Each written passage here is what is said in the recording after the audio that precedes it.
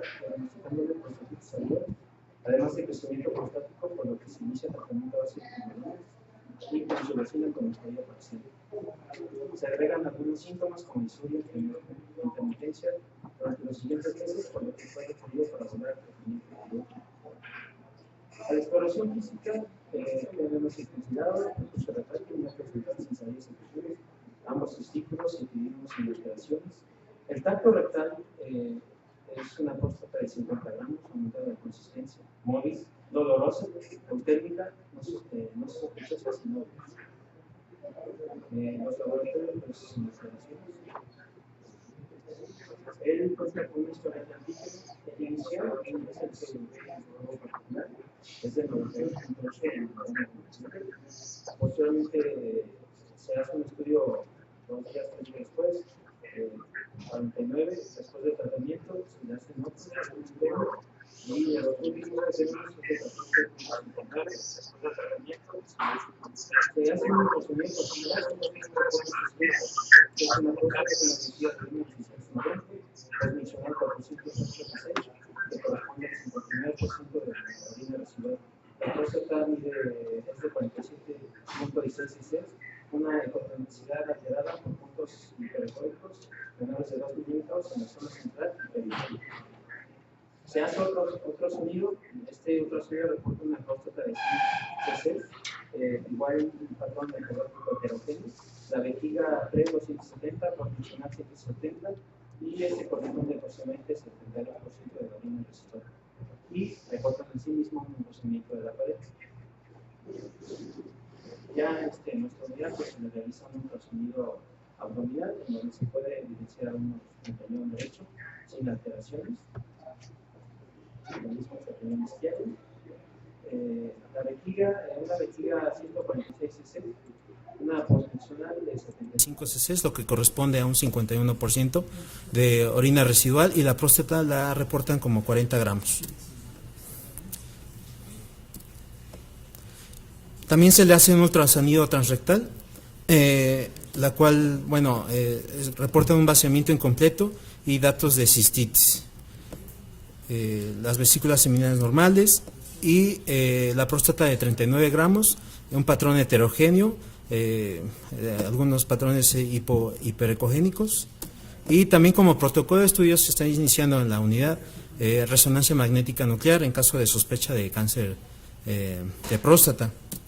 El reporte de la resonancia aparentemente no reporta datos de cáncer de próstata, pero sí hay algunas imágenes, unas hipointensidades, pero no es sugestiva ni de cáncer de próstata y bueno, no reportan otro dato. También se le hizo un protocolo con tomografía, se le hacen estudios de riñones, de las vías urinarias superiores, aparentemente sin alteraciones. Solamente reportan una vejiga con datos de cistitis, una pared muy engrosada. Y bueno, se le decide hacer una resección transuretral el mayo, encontrando su uretra anterior permeable, posterior obstruida por crecimiento prostático, Randall B.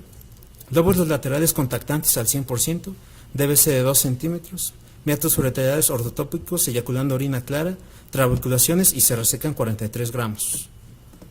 El reporte histopatológico, les muestro las imágenes reales, reportan hiperplasia fibromuscular y adenomatosa, prostatitis crónica agudizada con múltiples granulomas, con necrosis gaseosa y células gigantes multinucleadas de tipo Langhans, asociadas focalmente y abscedadas. También se le hace una tinción Sil-Nielsen. Esta es negativa con respecto al testigo, que es del lado izquierdo, pero este patrón histopatológico lo reportan como probable actividad de micobacteria. Por lo tanto, a este paciente se le diagnostica tuberculosis prostática, se le hace posteriormente una PCR en orina y sale positivo, se inicia tratamiento médico, se envía a epidemiología y ya se le da su tratamiento en fase, sus 2 fases. Bueno, con respecto a la revisión bibliográfica, la tuberculosis prostática, el primer caso fue descrito en 1915 por Irving S. Skoll, Y el término de la tuberculosis genitourinaria fue en 1937 por Wild-Walsh. Sabemos que la tuberculosis extraprostática, del 8.7 al 15% corresponde al sistema genitourinario. El de la próstata solamente el 2.5%. Hay otros órganos que son extraños, como podemos ver el miocardio, la suprarrenal y la tiroides.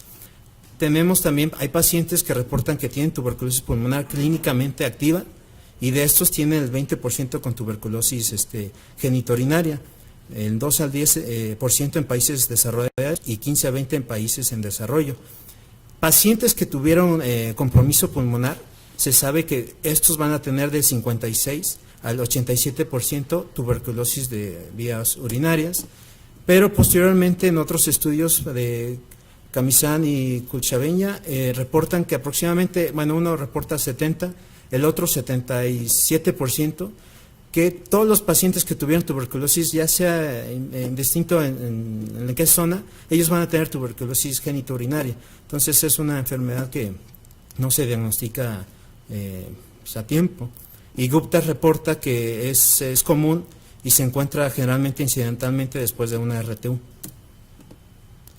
La tuberculosis prostática, se da en países de vías de desarrollo, áreas marginadas y factores predisponentes, esteroides, terapia inmunosupresora y enfermedades autoinmunes. Sporer reporta que en 1978 fue el primero que sugirió que la diseminación para la tuberculosis prostática fuera hematógena y descendente. Sin embargo, actualmente se sabe que puede ser primaria o secundaria y la propagación puede ser infección descendente, linfática, hematógena, que es el caso de la tuberculosis prostática, infección ascendente, que es poco frecuente. Se da normalmente en pacientes de la cuarta y quinta década de la vida. La latencia entre la tuberculosis pulmonar y las manifestaciones de la tuberculosis genitourinaria son más o menos 30 años. Y su curso puede ser sintomático, así lo refiere la literatura, solamente cuando hay involucro del epidídimo y abscesos perirenales. En este caso, hay un artículo que podemos ver también que puede haber prostatitis granulomatosa, no solamente en la tuberculosis prostática. Podemos ver infecciosa, puede ser micótica, por micobacterias, no específica, autoinmune, y postbiopsia o sistemática, ¿no? Como ejemplo en el síndrome de Churg-Strauss o granulomatosis de Wegener.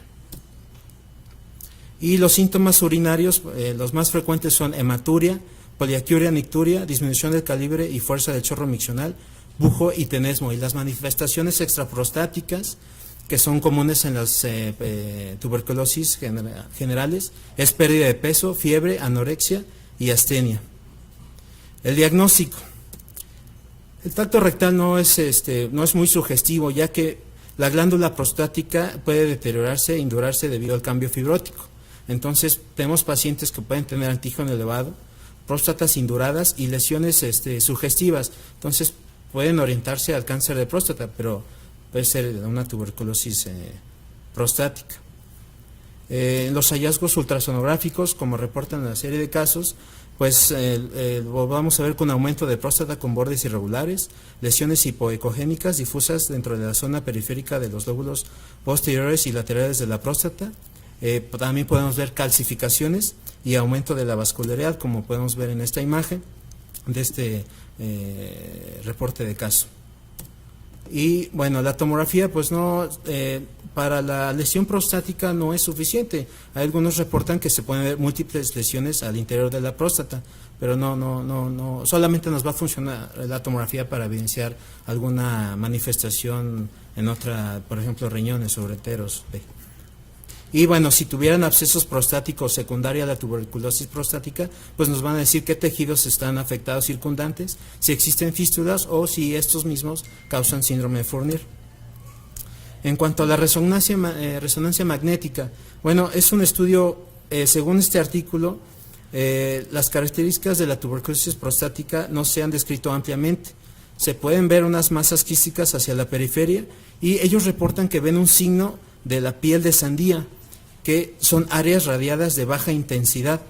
También pueden mostrar áreas necróticas sugestivas de abscesos, lesiones, se van a ver lesiones hiperintensas. Esta es la imagen característica de este estudio. Como podemos ver, hay lesiones o imágenes hipointensas, es la que le dicen el signo de piel de sandía. Y el antígeno prostático, pues como vimos en nuestro paciente, pues era una elevación transitoria, ¿no? Subió bastante, después disminuyó, supuestamente decrece con la resolución de la inflamación, pero bueno, puede asemejar a un cáncer de próstata. El PCR nos va a ayudar, es una rápida detección de microbacterias en una muestra de orina. Su especificidad es de 98% y su sensibilidad de 95%. La desventaja es que tiene la incapacidad para detectar tuberculosis activa o de fase latente. Y en el examen general de orina podemos ver piora estéril, leucocituria, hematuria microscópica en 50%, macroscópica al 10% y orina ácida en el 20%. En los estudios histopatológicos, como los vimos en el reporte de este paciente, son granulomas epiteloides, células gigantes de tipo de Langhans, necrosis gaseosa, y la tinción Sil-Nielsen, la sensibilidad de esta es de 37 a 52%. Entonces, bueno, en este caso tampoco fue positiva, pero bueno, se corroboró con PCR. Y el tratamiento ideal, bueno, para nuevos pacientes es de la fase intensa es de 2 meses y la de continuación de 4 meses. Puede haber otro tipo de tratamientos cuando hay fallas o cuando hay una mala vigilancia del paciente, se propone otro tipo de tratamientos. También, como podemos ver, si hay una resistencia a algunos fármacos, se puede cambiar incluso a quilononas. Y bueno, para finalizar, pues esta entidad pues es poco reportada, realmente son pocos casos reportados en la literatura. En México solamente hay 2 reportes, uno es por el Colegio Mexicano de Urología, por el doctor Salinas de especialidades del siglo XXI, que reporta un caso y revisión de la literatura de un paciente masculino que, bueno, todo aparentaba que fuera un cáncer de próstata. Se le hizo biopsia por un antígeno elevado y se documentó tuberculosis prostática. El siguiente artículo que se encontró es por la revista Mexicana de Urología. En este caso, bueno, es un paciente que tenía una próstata indurada, sugestiva de cáncer de próstata. A este paciente se le hace resección y sale que es tuberculosis prostática. Y así como estos casos hay otros, por ejemplo, este caso que era supuestamente un tumor testicular, incluso tenía adenomegalias retroperitoneales.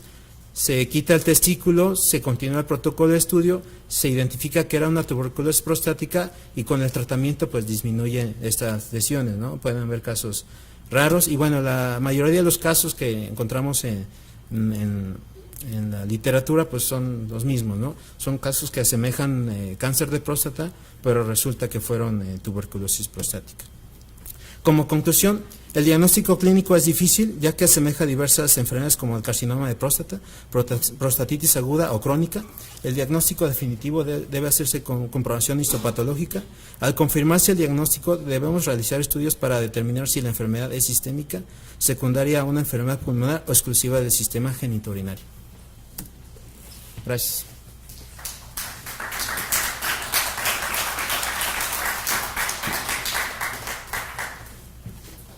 Agradecemos la participación del doctor Mario Eduardo Orozco e invitamos al doctor Humberto Hidalgo Ibarra para que nos dé cuenta de su caso.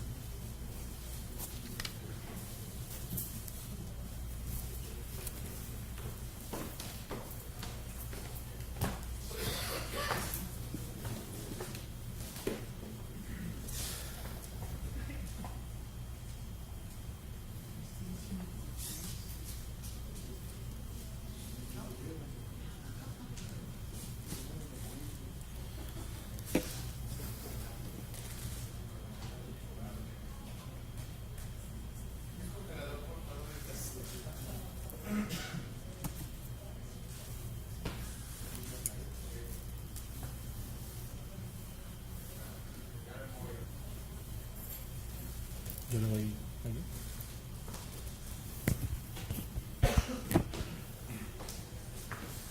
Buenas noches, yo soy Humberto Hidalgo Ibarra, soy residente de urología y voy a presentar el siguiente caso clínico. Corresponde a una paciente femenina de 39 años de edad. Ella es originaria y residente de la Ciudad de México, tiene como licenciatura abogacía. Ella niega antecedentes de tabaquismo y etilismo. Dentro de sus antecedentes familiares refiere su abuela cáncer de vesícula y su padre antecedente de diabetes mellitus tipo 2 e hipertensión. Ella inicia menstruación a los 17 años de edad con ciclos irregulares e historia de metromenorragia. Ella es gesta 1, es para 1 y refiere menopausia quirúrgica en 2007 por histerectomía total abdominal. Además, refiere su último Papá Nicolau hace 5 meses con reporte negativo a malignidad. Refiere leiomiomas cutáneos en tronco posterior de 10 años de evolución, caracterizada por pápulas dolorosas, en tratamiento en su Hospital General de Zona por el Departamento de Dermatología, y como antecedentes quirúrgicos, en 2007 se realizó histerectomía total abdominal y oforectomía derecha, indicada por diagnóstico de miomatosis uterina de grandes elementos, la cual dio un reporte histopatológico negativo a malignidad. Ella inicia su padecimiento actual en enero del 2017 con un cuadro de dolor abdominal caracterizado por dolor en flanco derecho tipo cólico que se irradia a la región inguinal ipsilateral con progresivo, intermitente, irradiado a la región inguinal de intensidad leve a moderado, sin un ciclo horario y sin variación con los cambios de posición. A este dolor se acompañó náusea, negando vómito, fiebre o síntomas urinarios. Al interrogatorio dirigido refiere pérdida de peso de 20 kilogramos en los últimos 3 meses. A la exploración física destaca una dermatosis localizada en tronco posterior que se caracteriza por pápulas de 0.5 a 2 centímetros, pápulas rosáceas o jantocrómicas que tienden a conglomerarse en placas irregulares, las cuales yacen sobre una base eritematosa. Dentro de sus laboratorios tenemos glucosa de 120, hemoglobina de 8.8 y albúmina de 2.8. Ante lo anterior, nos encontramos con este escenario clínico. Tenemos una paciente de la 4ª década de la vida que tiene dermatosis papular dolorosa aparentemente idiopática, con histerectomía por miomatosis uterina a los 29 años de edad, que tiene dolor abdominal, tiene pérdida de peso y anemia moderada según la clasificación de la OMS. Por lo anterior, se le solicita un ultrasonido abdominal en el cual se reporta una tumoración en riñón derecho, por lo que se procede a realizar una tomografía simple y con contraste, en la cual aquí podemos observar un corte axial, en el cual observamos un riñón derecho de bordes irregulares, de densidad heterogénea, con un diámetro transversal medido de 9.38 y 9.40, que realza al medio de contraste. En este corte coronal vemos el mismo riñón, de las mismas características que mencioné, con un diámetro longitudinal de 15.6 centímetros. Y en este corte axial observamos el riñón izquierdo, que tiene un quiste simple aparentemente, con un diámetro transversal de 4.5 por 5 centímetros. Se le realiza además una radiografía de tórax, en la cual no se observan síndromes pleuropulmonares o datos de actividad tumoral. A nuestra paciente se le propone tratamiento quirúrgico y el 21 de marzo del 2017 se le realiza nefrectomía radical derecha, llegando patología a esta pieza, que corresponde a riñón derecho y glándula suprarrenal derecha, aproximadamente 650 gramos, con unas medidas de 16 por 8 por 6 centímetros, en las que macroscópicamente podemos observar 2 tumoraciones, una localizada en polo superior, de color blanco, de consistencia firme, nódulo quística, que macroscópicamente infiltra la grasa perirrenal, y una en polo inferior, de 3 por 2.8 por 2.5 centímetros, de color pardo. En esta microfotografía podemos observar una tinción con hematoxilina y eosina, con células grandes, con un núcleo prominente, totalmente eosinofílicas, con un halo perinuclear y 2 nucleolos prominentes. En estas imágenes podemos observar las mismas células, pero además vemos cómo están dispuestas con una disposición en papilas. En la neoplasia del polo inferior, representativamente ponemos estas imágenes que son cortes histológicos, en las cuales podemos observar células que corresponden a tejido muscular, tanto liso como estriado. El reporte histopatológico nos da un carcinoma renal asociado a leiomyomatosis hereditaria con carcinoma papilar tipo 2, con componente de conductos colectores con patrón sarcomatoide y rhabdoide, con permeación vascular y a la grasa perirrenal. Además, en la tumoración inferior, cortes de músculo estriado y tejido conectivo con leiomioma. Ante lo anterior, nos encontramos con este análisis diagnóstico. Tenemos una mujer de la cuarta década de la vida que tiene lesiones dermatológicas que se caracterizan o se diagnostican como leiomiomas cutáneos, con antecedente quirúrgico de histerectomía por leiomiomas por miomatosis uterina de grandes elementos y un reporte histopatológico de carcinoma renal papilar tipo 2 con un patrón sarcomatoide y rhabdoide y leiomioma, por lo que se integra el diagnóstico de leiomiomatosis hereditaria y carcinoma de células renales.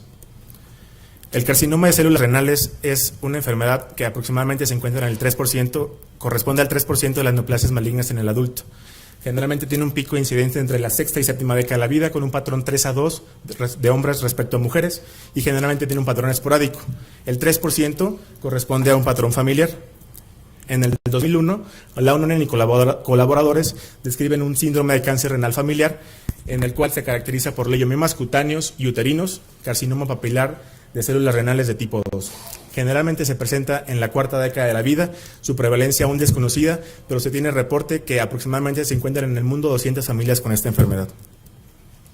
Esta es una enfermedad con herencia autosómica dominante, la cual se caracteriza por una mutación heterocigótica en el gen de la fumarato hidratasa que se localiza en el cromosoma 1, en el brazo largo, en el locus 42-43, el cual codifica para la enzima fumarato hidratasa, la cual cataliza la reacción de fumarato a malato en el ciclo de Krebs en la cadena respiratoria mitocondrial.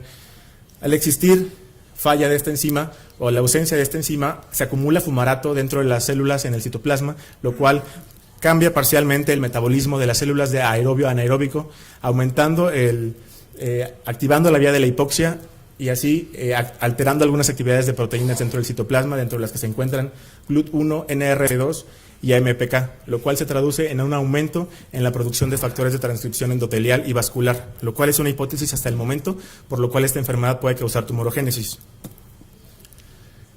Los leiomimas cutáneos generalmente son la primera manifestación y el marcador clínico más sensible y específico. Se encuentran generalmente en tronco, en cuello y en cara y surgen del músculo piloerector.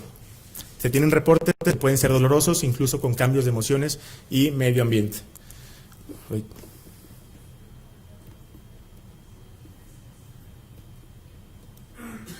Los leiomimas uterinos son numerosos, tienen una alta penetrancia, aproximadamente del 73 al 100% de las pacientes se presentan en estos casos y generan síntomas de menorragia, alteraciones en el ciclo menstrual y dismenorrea que lleva a histerectomía en fases tempranas de la vida, lo cual puede ser muchas veces la principal razón para que busquen atención médica.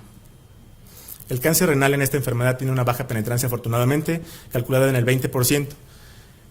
El cáncer renal en esta enfermedad contrasta con el resto del cáncer renal en otros síndromes familiares, pues aquí generalmente tiende a ser un patrón solitario, único, y tiene un patrón más agresivo.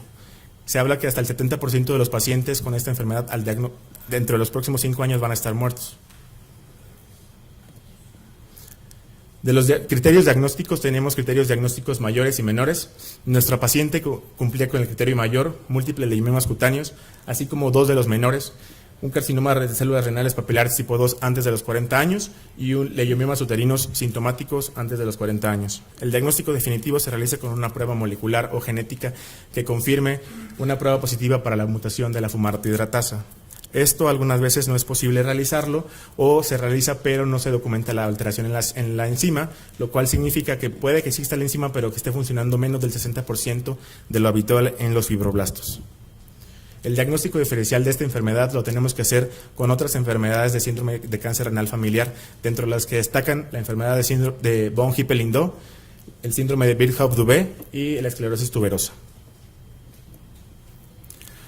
Como les mencioné, nuestra paciente tiene una hija, es que está 1 para 1. Es necesario realizar en los familiares de esos pacientes un manejo de vigilancia estrecha. Se recomienda que se inicien pruebas genéticas a partir de los 8 a los 10 años de edad, y esto es porque el cáncer renal de edad más temprana se ha documentado a los 10 años. Y se realiza el escrutinio con una imagen por resonancia magnética de topografía renal de 1 a 3 milímetros, con cortes de 1 a 3 milímetros, y esto anual a partir de los 10 años. También se recomienda a partir de los 10 años un examen dermatológico y un examen ginecológico. Actualmente se encuentra a cabo un estudio en fase 2 con bevacizumab y erlotinib en sujetos con esta enfermedad, que inició en 2010 y termina o está planteado para que termine en 2019, pretendiendo observar cuál es la respuesta de estos pacientes y la supervivencia de estos. Como conclusiones tenemos que hay que realizar conexiones cutáneas de lesiones cutáneas con cáncer renal familiar para poder permitir una detección temprana de esta enfermedad y así otorgar un tratamiento oportuno que pueda salvar la vida del paciente. Es importante reconocer que no somos autónomos y que necesitamos un manejo multidisciplinario, en este caso de urólogos, ginecólogos, dermatólogos y genetistas. Gracias.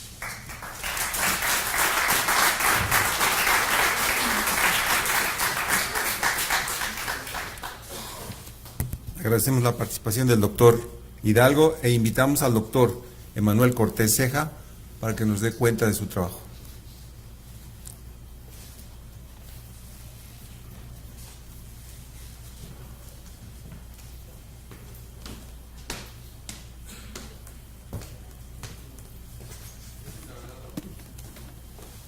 Sí.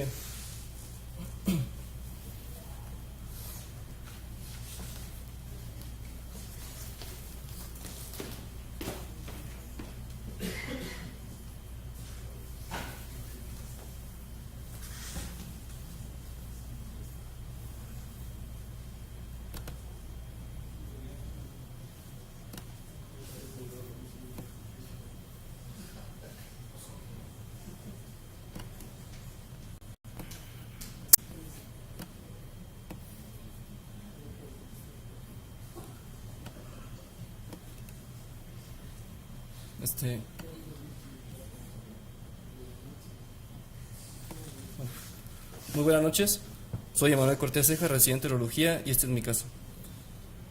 Se trata de un paciente masculino con 73 años de edad, quien trabajó como obrero en fábrica de textiles, actualmente se encuentra pensionado, sin antecedentes familiares de importancia en lo referido a enfermedades crónicas degenerativas y oncológicas, sin embargo, antecedente de tabaquismo positivo por 35 años. Sin antecedentes personales patológicos para enfermedades crónicas degenerativas, antecedentes funcionales, traumatológicos y alérgicos negados. Diagnosticado con un tumor renal izquierdo en abril de 2013, por lo que fue sometido a una refracción radical el 22 de abril de 2013 con reporte histopatológico de carcinoma renal de cero a las claras de 6.4 centímetros en eje mayor, localizado en podio inferior, grado nuclear de Fuhrmann 2, confinado solo al riñón. Como antecedente quirúrgico solo se refiere a la nefrectomía izquierda ya comentada y una colecistectomía laparoscópica por coliestasis. En su padecimiento actual, esto inicia durante su control de seguimiento oncológico por el antecedente de carcinoma renal izquierdo, llevado a cabo en la consulta externa de nuestro servicio, donde se solicita un estudio de extensión tipo tomografía abdominopélvica, evidenciando un tumor renal derecho metacrónico. Clínicamente el paciente se refería asintomático, pero al interrogatorio dirigido se refiere a pérdida ponderal involuntaria de 5 kilogramos en 2 meses. A la exploración física, los signos vitales dentro de parámetros normales, un ECOG de 0, un Karnofsky de 100. En el abdomen solo se observa una cicatriz quirúrgica en el hemichebrón izquierda por el antecedente quirúrgico previo, y el resto de las alteraciones, el resto de la exploración sin alteraciones. Sus estudios de laboratorio, incluyendo biometría hemática, una química sanguínea y electrolitos séricos sin alteraciones, así como pruebas de función hepática dentro de parámetros normales, una depuración de creatinina de 69 y un antígeno prostático específico de 3.29. Este es el estudio de tomografía de control que se realizó, donde se observa la ausencia quirúrgica del riñón izquierdo, riñón derecho de situación habitual con morfología modificada a expensas de un tumor dependiente del segmento medio que cruza la línea polar inferior y localización posterior, con dimensiones de 30 por 22 por 21 milímetros de 40 unidades que refuerza la aplicación de medio de contraste hasta 90. Por las características del tumor, el score de renal da 7 puntos y por PADA 9 puntos. Ambos indican una mediana complejidad de realizar una nefrectomía parcial. Con esto, el diagnóstico final es un paciente monorreno quirúrgico derecho secundario a un carcinoma renal izquierdo de células claras Fuhrmann 2, PT1B, N0, M0, exterior clínico 1, con un tumor renal metacrónico derecho, T1A, N0, M0. Entonces nos enfrentamos a un paciente de 73 años, monorreno quirúrgico derecho, con un tumor renal metacrónico ipsilateral, por lo que uno de los aspectos relevantes en nuestro paciente es definir la modalidad de tratamiento. En nuestra unidad no se cuenta con crioablación ni radiofrecuencia. La nefrectomía parcial se reserva para los pacientes en los cuales la nefrectomía radical conduciría a la dependencia de la diálisis, como aquellos pacientes con un riñón único, tumores renales bilaterales o familiares o insuficiencia renal crónica. En años recientes se han ampliado las indicaciones de la cirugía conservadora de nefronas. La nefrectomía parcial ha suplantado la nefrectomía radical como tratamiento de elección en los tumores renales T1, incluso en ausencia de insuficiencia renal identificada o amenaza de ella, ya que la nefrectomía parcial proporciona los mismos resultados oncológicos a largo plazo para los tumores de 7 centímetros de diámetro o menos. En nuestro paciente se eligió como modalidad quirúrgica la nefrectomía parcial laparoscópica retroperitoneal, debido a que posee un riñón único y es fundamental la preservación de la función renal. Se decidió un abordaje laparoscópico por las ventajas que ha demostrado proporcionar en cuanto a la recuperación, reducción de la estancia hospitalaria, adecuados resultados oncológicos, incluso resultados cosméticos en comparación con la cirugía abierta. Y se decidió como estrategia el abordaje retroperitoneal por la ubicación posterior del tumor y por el antecedente de cirugías abdominales previas. Este es el procedimiento de nuestro paciente.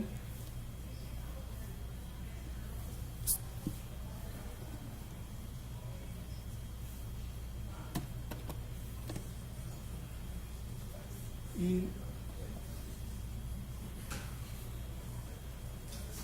bueno, parece que se trabó.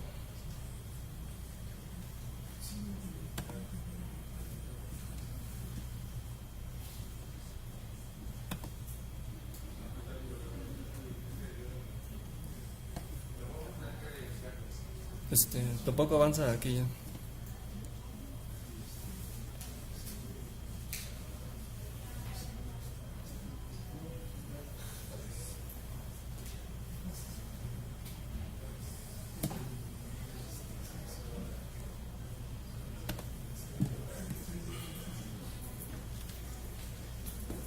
Que también se quedó pegado aquí, ya no avanza. Ya lo habíamos probado y se había avanzado.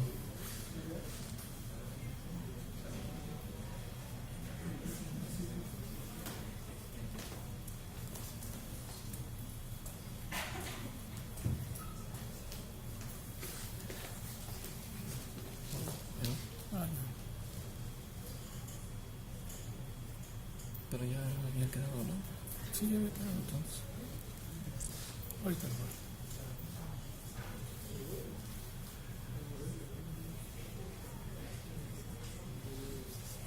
Ya no, ahorita lo corrige.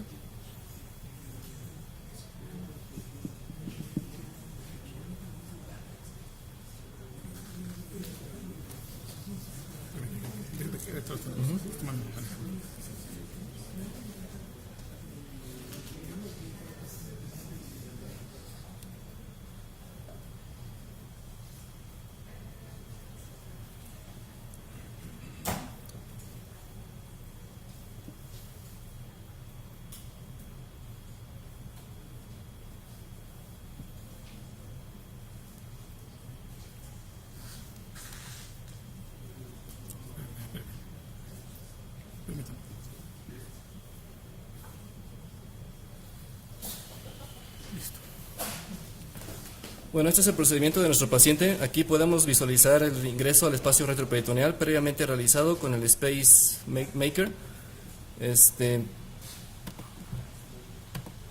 La primera prioridad es la identificación, la disección y el control de la arteria y la vena renal. Aquí podemos ver cómo se diseca la arteria renal. Una vez que la disección inicial está completa, incluso el aislamiento de los vasos ciliares se realiza, la localización del tumor, ya se procede la localización del tumor, la fascia de Gerota se secciona desde lejos de la lesión, es que se está trabando aquí.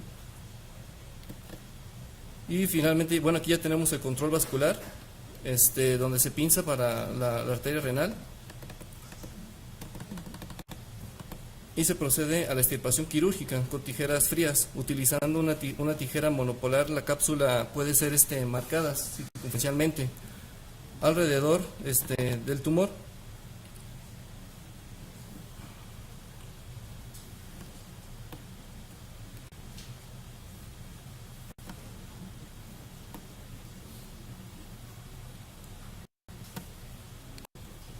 Y posteriormente se procede al cierre del ducto renal. Bueno, esta es la pieza quirúrgica. Se reporta un tumor renal de segmento medio y posterior de 4 por 3 centímetros. El tiempo de isquemia fue de 17 minutos 10 segundos. Se observan las heridas quirúrgicas por los puertos utilizados. Haciendo una revisión de la literatura, en un artículo publicado por la revista Urology, se compararon los resultados perioperatorios de la nefrectomía parcial, retroperitoneal y transperitoneal en relación a la complejidad del tumor, haciendo una revisión de retrospectiva de 252 intervenciones realizadas por un solo cirujano. Se encontró que el abordaje retroperitoneal se asocia con menor pérdida de sangre quirúrgica y menores tasas de reintervención que el abordaje transperitoneal.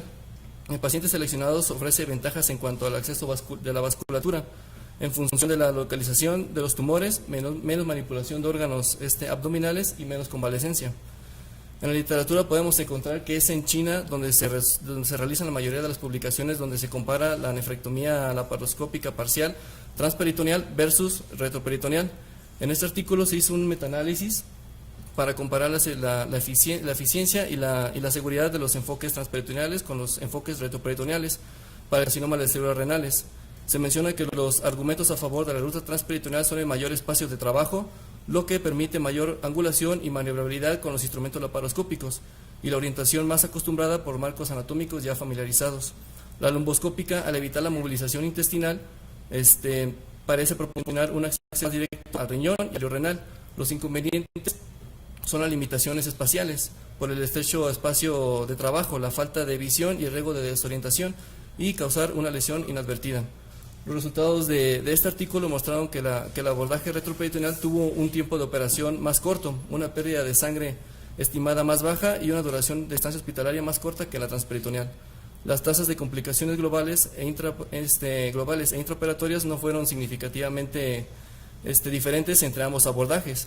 El análisis indica que la cirugía retroperitoneal es al menos tan segura como la transperitoneal y fueron similares en términos de resultados oncológicos. Dado que la localización del tumor es el factor principal que los cirujanos utilizan en la selección del abordaje, para los pacientes con tumores posteriores el abordaje retroperitoneal puede ser un abordaje rápido e igualmente seguro comparado con el transperitoneal, y puede hacer que los pacientes tengan una estancia de hospitalización más corta y una recuperación mucho más rápida. En un artículo publicado en la revista británica de urología se realizaron una revisión sistemática y un metaanálisis de los resultados de la nefrectomía laparoscópica transperitoneal y retroperitoneal. Este análisis mostró que la nefrectomía parcial retroperitoneal tuvo un tiempo de operación significativamente más corto que la transperitoneal.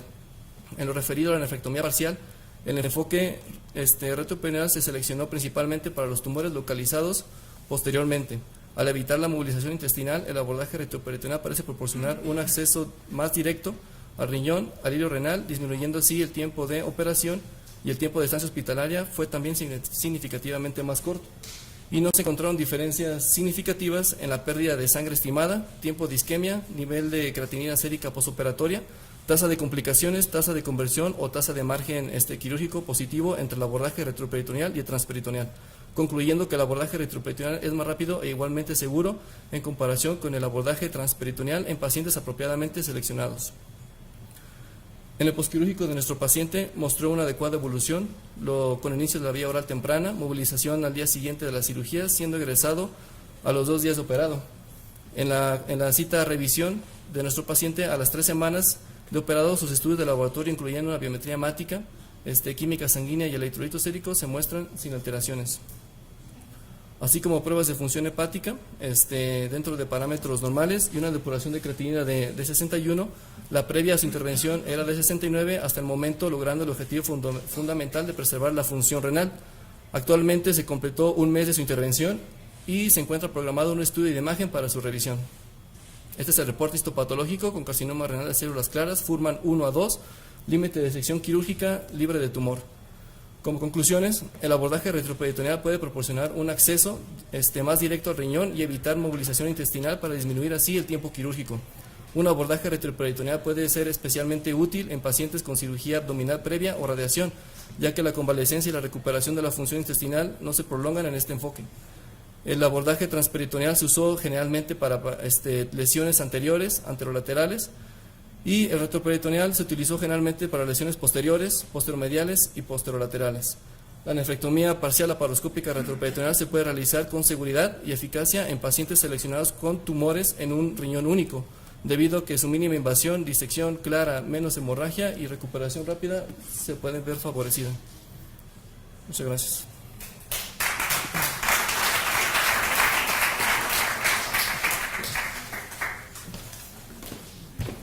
Agradecemos al doctor Emanuel Cortés e invitamos al doctor Álvarez José de Jesús para que nos dé cuenta de su trabajo.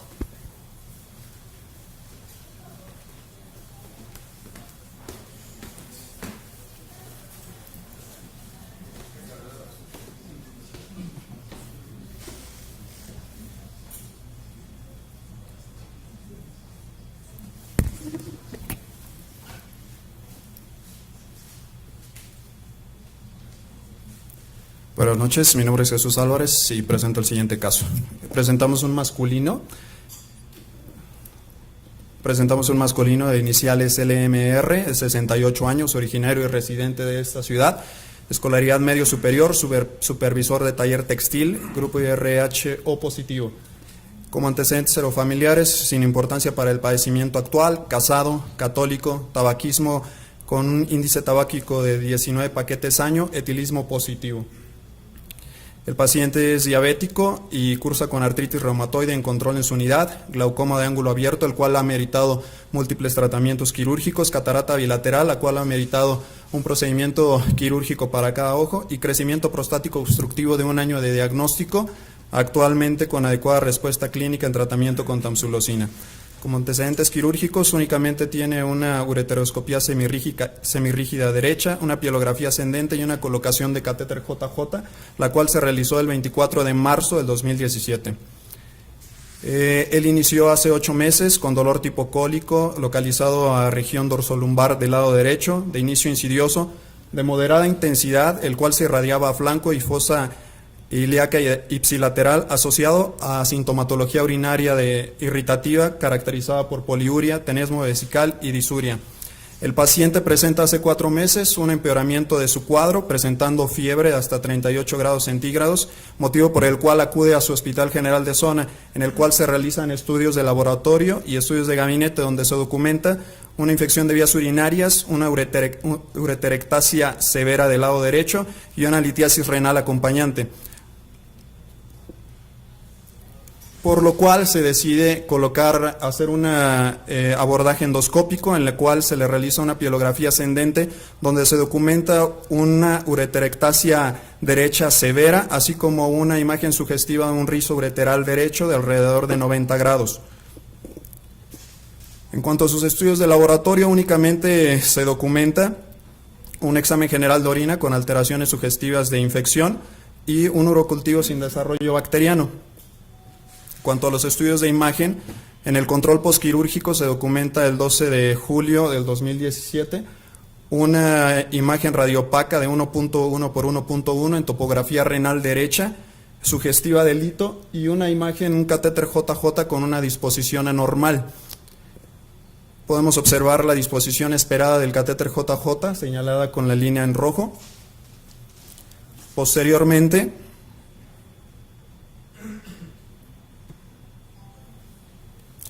se le realiza a nuestro paciente una tomografía abdominopélvica, en la cual se puede corroborar la ureterectasia del lado derecho, así como una imagen hiperdensa de 1.1 por 1.1 de 1300 unidades Hounsfield. En la reconstrucción se observa una imagen con una ureterectasia pielocalicial del lado derecho severa, así como una imagen sugestiva de una disposición retrocabal del uretero. Se corrobora también de la misma manera una ausencia de la unidad renal contralateral.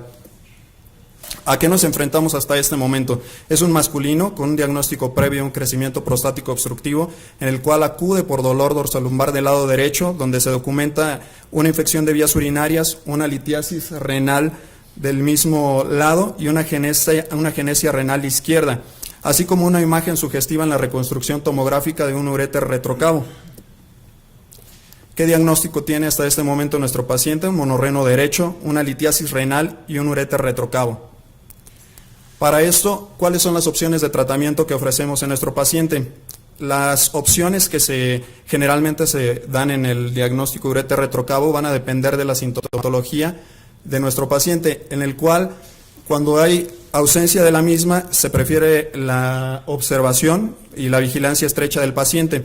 Hay indicaciones quirúrgicas, las cuales mencionaremos más adelante, y en el abordaje, cuando se corrobora la sintomatología en el paciente, el abordaje que se presume o que se da a los pacientes es el abordaje quirúrgico. Hay varias opciones de tratamiento: el tratamiento tradicional o tratamiento abierto, y el tratamiento de mínima invasión en sus distintas modalidades: el abordaje laparoscópico transperitoneal, el abordaje lumboscópico y el abordaje vía asistida por robot. En nuestro paciente elegimos el tratamiento abordaje lumboscópico, ya que desde hace más de una década es el tratamiento que más auge ha tenido en nuestra unidad, en el cual podemos obtener resultados muy favorables en las intervenciones, para lo cual colocamos o nos valemos de 3 trócares a nivel de región dorsolumbar, en la cual colocamos un trócar principal o de visión por debajo de la 12ª costilla en la línea axilar posterior. Un trócar, posteriormente procedemos a la dilatación del espacio retroperitoneal con un dilatador de balón. Un segundo trócar por arriba de la cresta ilíaca anterosuperior, 2 traveses de dedos sobre la misma en la línea axilar media, y un tercer trócar secundario por debajo de la punta del 11º arco costal. En cuanto al abordaje que encontramos en nuestro paciente, observamos después de la lumboscopía de rutina una dilatación importante del segmento inicial ureteral, el cual se encontraba posterior a la vena cava. Procedimos a la disección del mismo, se realizó la ureterotomía, y la disección del mismo se realizó por medio de una nefroscopía flexible, la lapaxia del hito a nivel renal. Posteriormente se dejaron puntos de contención en la pared posterior ureteral y se colocó un catéter JJ de manera anterógrada. El resultado final lo podemos observar en la fotografía del lado derecho, ya posterior a la rafia ureteral.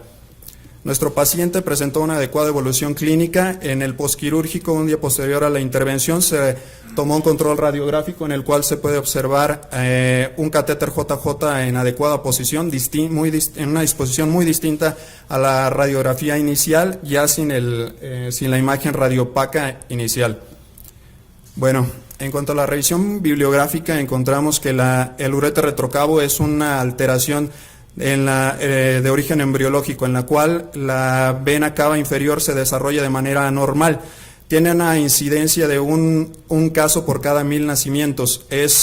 Tiene una prevalencia mayor 3:1 en el sexo masculino, y podemos observar en la imagen que normalmente la vena cava inferior se desarrolla a partir de 3 sistemas venosos embriológicos: el sistema de cardinal posterior, que podemos observar en esta imagen más lateral, el sistema subcardinal, que podemos observar medial en un tono azul rey, y el sistema subcardinal, que podemos observar más posterior. La importancia de esto radica en que los primeros sistemas mencionados están anterior al primordio ureteral. Normalmente se desarrolla o se produce una regresión del sistema subcardinal, el cual se encuentra de manera posterior al primordio ureteral. Normalmente el sistema subcardinal tiene un ascenso y genera la parte de la vena cava a nivel de las venas, de la desembocadura de las venas renales, y el sistema supracardinal adquiere una disposición más inferior a nivel de L3 hacia abajo. Cuando esto no tiene una regresión normal, sucede lo siguiente: el sistema supracardinal no tiene un descenso y el sistema subcardinal prevalece, generando una disposición posterior del uréter. Esto tiene como consecuencia que el uréter adquiere una disposición en la cual tiene que pasar por la parte posterior del uréter para posteriormente generar un trayecto arciforme alrededor del uréter y regresar a su posición normal a nivel de la unión uretero-vesical. En cuanto al diagnóstico, pues lo vamos a realizar únicamente o la mayoría de las veces en los pacientes que se encuentran sintomáticos. Generalmente la sintomatología va a estar dada en aquellos pacientes que el uréter retrocavo está generando una sintomatología de carácter obstructivo. Como sintomatología inicial va a ser el cólico renal, puede presentar el paciente también hematuria y generalmente son cuadros recidivantes. El diagnóstico es eminentemente radiográfico, el estudio de elección es la tomografía. En cuanto a las malformaciones asociadas que se pueden encontrar en este cuadro, ahí se dividen en malformaciones urológicas, en las cuales la principal es el riñón en herradura, la hipoplasia renal, las malrotaciones renales, el riñón ectópico contralateral y en un menor grado o en una menor proporción la genesia renal de la unidad contralateral. Asimismo, pueden confluir alteraciones a nivel cardiovascular, en el cual la vena cava doble se encuentra hasta en el 3% de los casos. La clasificación anatómica de esta alteración está dada por la clasificación de Bateson-Atkinson, en la cual se subdividen en dos grupos. Podemos observar que en el grupo 1 generalmente es una alteración que se menciona en la literatura como una J invertida, con una disminución del calibre ureteral a nivel de L3 y una disposición como la estamos observando en esta imagen. El tipo 2 es más raro y solamente se presenta en el 10% de los casos y genera una curva menos pronunciada en el tercio proximal ureteral. ¿Qué tratamiento se ofrece a los pacientes con esta alteración? Ya lo habíamos mencionado, el tratamiento únicamente va a estar indicado cuando se presenta sintomatología intratable, cuando hay infecciones de vías urinarias de repetición, cuando se está generando una ectasia renal significativa o cuando hay compromiso a la función renal. Encontramos en la literatura varias publicaciones en las cuales, por ejemplo en esta, comparan el abordaje tradicional o abierto con el abordaje de mínima invasión, en la cual se muestran claras ventajas sobre el del abordaje de mínima invasión sobre el abordaje abierto en cuanto a la recuperación posquirúrgica, la pérdida sanguínea, la recuperación del paciente hacia su vida normal y la estancia hospitalaria. En nuestra unidad se realizó o marcó un auge o un parteaguas este estudio que se realizó en el año 2011, se hizo un reporte de caso de un masculino de 27 años, en el cual se identificó un ureter retrocavo y se hizo un abordaje laparoscópico vía transperitoneal. Posterior al mismo se hizo un giro totalmente y se cambió hacia el abordaje lumboscópico, no porque sea malo, sino porque se mostraron claras ventajas del abordaje lumboscópico sobre el abordaje laparoscópico transperitoneal. Este es un reporte de caso en el cual se reporta una ureter retrocavo que fluye con una genesia de lado contralateral. Únicamente se han reportado 2 casos en la literatura similares a este. Bueno, como en conclusiones, tenemos una clara ventaja sobre el abordaje de mínima invasión sobre el abordaje tradicional. En el abordaje tradicional tenemos una pérdida sanguínea, o sea, reportado en la literatura una pérdida sanguínea promedio de alrededor de 108 mililitros versus un abordaje de mínima invasión de 45 mililitros, un tiempo quirúrgico de 95 del abordaje abierto contra 112 minutos del abordaje de mínima invasión. El dolor posquirúrgico que presentan estos pacientes es claramente menor en el abordaje de mínima invasión, así como la estancia hospitalaria es mucho más corta en comparación, 14 días con el abordaje tradicional y 7 días en promedio con el abordaje de mínima invasión. La recuperación posquirúrgica a las actividades habituales de los pacientes también es claramente la ventaja del abordaje de mínima invasión, alrededor de 23 días. Nuestro paciente presentó una adecuada evolución clínica, se egresó 2 días posteriores al evento quirúrgico, presentó un sangrado mínimo de 40 mililitros, un dolor posquirúrgico mínimo también y una estancia hospitalaria en total de 3 días en la unidad. Gracias.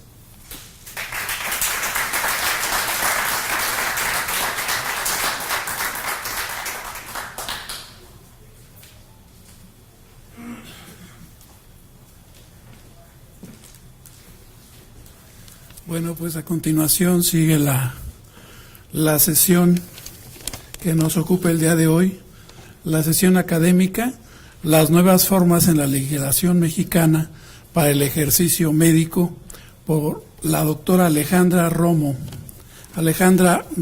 Dávila, que es directora general del Instituto Nacional de Defensa Médica.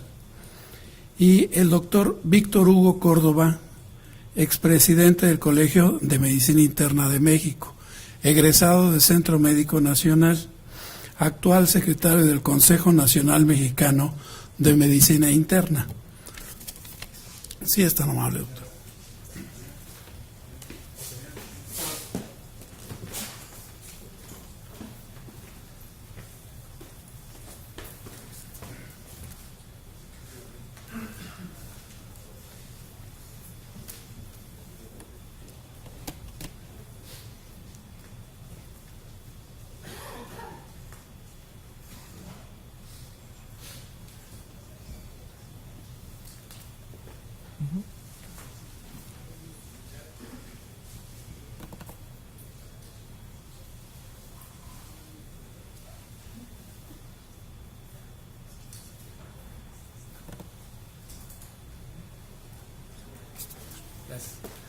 Muy buenas noches, muchas gracias al doctor Jorge Moreno, muchas gracias a Ernesto Ruiz por la oportunidad. Nosotros estamos recorriendo desde hace 9 años el país y tenemos 2 misiones fundamentales. La primera es cuidar al médico. Yo soy médico, muchos de mis compañeros son médicos. Y la segunda es ejercer esta parte no lucrativa que nosotros podemos hacer. Me acompaña en este esfuerzo Alejandra Romo, quien es penalista, maestra en Derecho Penal, fue servidor público en los ministerios públicos de la Procuraduría, y es de las pocas personas que ha completado hasta hoy el tema de los juicios orales. Ella tiene 20 años de ejercicio solamente en el área médica. ¿Por qué un médico y una abogada se ponen a fundar un instituto? Pues sencillamente porque hace mucho tiempo nos dimos cuenta, y se lo comentaba yo a mis maestros, que la medicina mexicana estaba cambiando. Cuando yo tuve oportunidad de ir a formarme al extranjero, y la mayor fortuna que fue volver a mi país, me di cuenta que ya era inminente lo que iba a pasar. Y yo en ese momento tenía 30 años de edad. Esto es hace 20 y tantos años. Y me preocupaba mucho mirar algunas cosas. Y hasta ese tiempo, mis maestros y mis colegas y mucha gente me decía, basta ser un buen médico, basta ser honrado, jamás tendrás un problema. Lamento profundamente haber sido ave de mal agüero. Probablemente mi vida médica, sumada a la parte social, sumada a la actividad política en su momento, me hizo ver que no bastaba con ser un buen médico. Yo creo que ser un buen médico es nuestra obligación moral, nuestra obligación ética, bioética. Pero ahora han pasado muchas otras cosas. Y entonces se fundó esto, el Instituto Nacional de la Defensa Médica. Y la palabra defensa médica siempre ha creado una expectativa muy especial entre las personas que nos dedicamos a esto. Así es que más allá de misión o visión desde el punto de vista empresarial, mis queridos colegas, yo resumiría esto y esta conversación en las que les queremos comunicar como hoy por hoy la legalidad en el área médica bien llevada y bien defendida nos evita graves problemas. No voy a dar fechas ni voy a dar circunstancias, pero un día si quieren lo platicamos. En este país, hace 7 años, la misma Comisión Nacional del Arbitraje Médico estaba muy preocupado porque a la CONAMED le iban a dotar de actividad penal. Y en su momento, el comisionado en su momento, y un conjunto de gente, entre ellos yo, en la Cámara de Diputados y en la Cámara de Senadores peleamos porque no era posible esto. O sea, no es posible de primera instancia denominar al ejercicio médico como un posible crimen desde el punto de vista penal. Ya para que el Comisionado Nacional del Arbitraje estuviera preocupado, querían decir 2 cosas, ¿no? Lo primero, que en esencia la CONAMED no era esto, y en segundo es que no había por qué dar un giro cuando se puede llegar a algún arreglo concertado. Pero lo más importante es que jurídicamente el médico, con la buena estructura y un buen llevado jurídico, el médico no debería de tener estos problemas. Entonces, Desde este punto, la misión de nosotros es cuidar el ejercicio de los médicos dentro de la realidad nacional. Pero la realidad nacional tiene muchos ápices y la realidad nacional del médico es más complicado. Dice un amigo mío, es más peor con I. ¿Ok? Y esto es muy sencillo. Este es un viejo adagio de la justicia. Nadie es culpable de lo que se le acusa hasta que no se demuestre lo contrario. Pero me permito poner esto, excepto si es médico. Si usted revisa los códigos civiles y penales en los estados libres y soberanos de esta nación y en la situación federal, siempre que está involucrada la palabra o el término profesional de la salud, en este amplio concepto, las cosas cambian. En la realidad nacional, porque esta frase la he escuchado muchas veces de jueces o de ministerios públicos. Mira, pues en lo que sabemos qué pasó, como el tema es sexual y el implicado es médico, me lo enchiqueran. Y lamentablemente he oído esta frase un viernes en la tarde, lo cual quiere decir sábado y domingo. Sábado y domingo metidos ahí en un lugar donde no le deseo a ninguno de mis colegas estar ni una hora. El INADEM ha actuado en estas circunstancias, sí señores, y parte de lo que venimos a usted transmitir este mensaje, como lo hacemos ahora con los ginecólogos, con los anestesiólogos, con los internistas, con los ortopedistas y con los oftalmólogos, es que nuestro instituto, al no ser una situación lucrativa al 100%, al ser una situación de una sociedad civil, de ciudadanos bien organizados dentro de un sistema jurídico nacional, podemos y debemos por obligación cuidar a nuestros colegas más allá de lo que puede ser un convenio tradicional, y esto lo hacemos a través de los colegios y las asociaciones. Hay que hacerlo así. Lamentablemente, le puedo platicar que hemos ido al reclusorio por un médico como tú o como yo, porque aquí es donde reside el acto de lo que hacemos. Y lamentablemente, estas escenas patéticas pueden ocurrir en la realidad de este país. ¿Qué no es el INADEM? Porque siempre vale la pena que no nos confundan. En primer lugar, no somos una sociedad anónima de capital variable cuyo fin es lucrar. Es más, nosotros no somos una empresa consolidada como tal. Somos un instituto que entre sus ramos de actividad, la educativa, la preventiva, la social, por supuesto que tiene una parte de protección a través de situaciones financieras, porque hemos tenido casos que enfrentar. No somos una escuela, no damos clases, pero sin embargo sí hacemos educación médica continua por todos los medios, como hoy, con grupos, participando en congresos médicos, teniendo pláticas que llamamos las pláticas de café dirigidas. Esto es, tú nos invitas a tu hospital, nosotros nos sentamos con 10 colegas tuyos, con 5 colegas tuyos, con 3 colegas tuyos, y platicamos de tus dudas, de tus preocupaciones, de tu expediente clínico, y tratamos de darte soluciones muy importantes. ¿Somos un organismo gubernamental? No, no somos un organismo del gobierno. ¿El gobierno federal y los gobiernos estatales nos consultan? Sí, por supuesto que nos consultan, pero nosotros no recibimos ni dinero, ni pago, ni circunstancias dentro de una nómina gubernamental. Y no somos el INADEM del emprendedor. Si tú tecleas INADEM, saldrá el Instituto Nacional del Emprendedor Mexicano. Esta es otra cosa. Las siglas son muy distintas, muy similares, pero el proyecto es otro. ¿Qué no somos nosotros tampoco? No somos un despacho de abogados. Esto es fundamental. El tema del instituto no es que venga un médico y que le cobremos una fortuna por decir, perdimos el caso, ¿no? Esto es complicadísimo. No somos una aseguradora con cierto tipo de médicos en ciertos tipos de convenios. Por supuesto que tenemos una póliza de responsabilidad civil muy amplia, porque un caso médico quirúrgico, hoy por hoy, a las tasas y los estándares normales, la gente está pidiendo entre 1 y 2 millones de dólares. ¿Ok? No somos una agencia judicial y tampoco somos una filial de CONAMED. Participamos con CONAMED, discutimos con CONAMED, tenemos nuestras diferencias con CONAMED y siempre vamos a la par del médico. ¿Qué ha pasado y por qué hemos llegado aquí? Trataremos de dar 3 pinceladas antes de entrar a lo jurídico.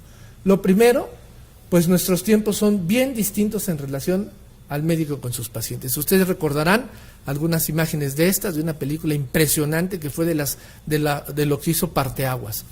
¿Por qué participamos en la nueva sociedad? Si usted revisa la actual constitución de esta ciudad, y revisa la parte de la voluntad anticipada, con mucho orgullo le decimos que fue el INADEM el que logró esta parte en la nueva Constitución. Y así estamos ya ahora con Durango, estamos con Yucatán, estamos con Veracruz. Estados en los cuales estamos trabajando para que la voluntad anticipada se lleve bien y efecto constitucional, por bien del médico y de todos nosotros. Otro punto es el modelo económico de la medicina, que ha cambiado dramáticamente en los últimos 30 años. Y lamento decirle que antes un médico que tenía su plaza, su médico de base del Seguro Social o del ISSSTE, las cosas no iban mal. Uno de mis maestros, con el sueldo de jefe de servicio de un instituto público, podía tener su casa, tener su auto y educar bien a sus hijos. Vea usted lo que ahora ganamos los médicos si trabajamos en una institución pública. Ya no alcanza para ese sueño.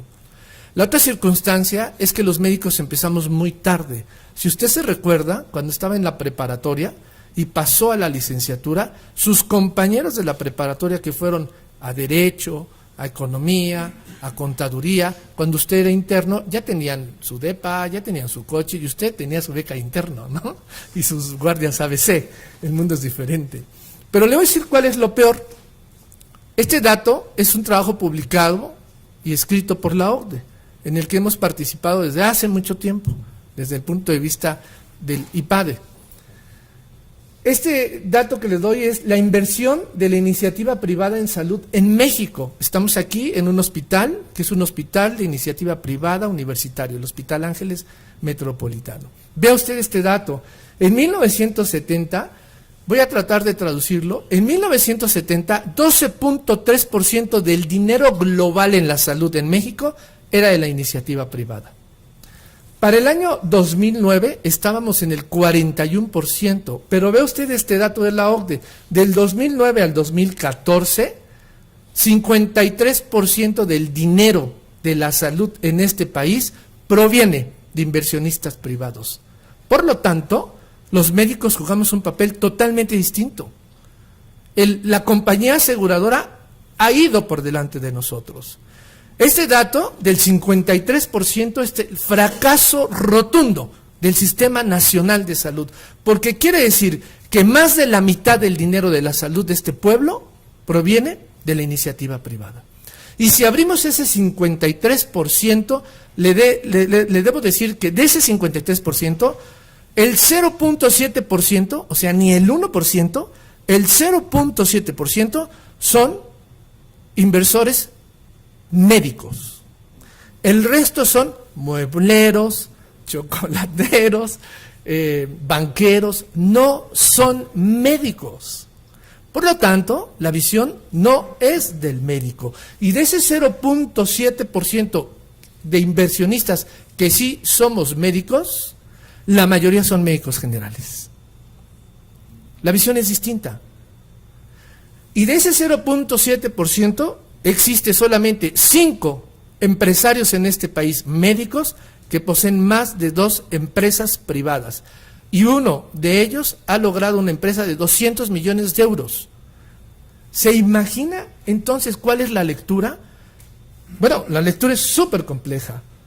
Y me recuerda mucho a Platón. Di que la ley sabia es hija de Urbis, la desmesura. Y eso es en lo que estamos envueltos nosotros, en una desmesura espectacular.